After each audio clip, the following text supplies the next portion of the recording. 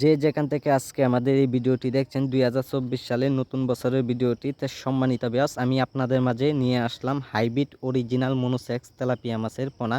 তো সম্মানিত viewers, tilapia মাছের পোনা কিভাবে চাষ করা হয় তে সকল বিস্তারিত আমাদের কাছ থেকে আজকের এই ভিডিওতে আলোচনা আপনারা অনেক কিছু রকম বুঝতে পারবেন।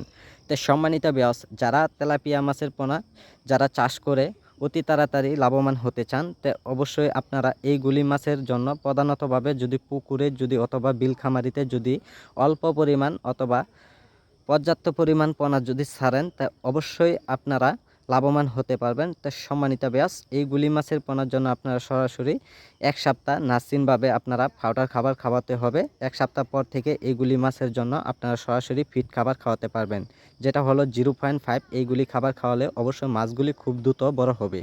তো সম্মানিত ব্যাস, এইগুলি মাছের পোনা যদি আপনারা যদি বাজার যাতায়াত যদি করতে চান, সম্মানিত ব্যাস, এইগুলি মাছের পোনা সর্বোচ্চ আপনারা 4 থেকে 5 মাসে আপনারা বাজার যাতায়াত করতে পারবেন। 5 মাসে এইগুলি মাছের পোনা সর্বোচ্চ 2টা অথবা 3টা কেজিতে আসবে হাইব্রিড তেলাপিয়া মাছের পোনা, যেটা অরিজিনাল। তো সম্মানিত ব্যাস, এইগুলি মাছের পোনা আমরা সারা দেশে হোম ডেলিভারির মাধ্যমে পিস হিসাবে বিক্রি করা হচ্ছে।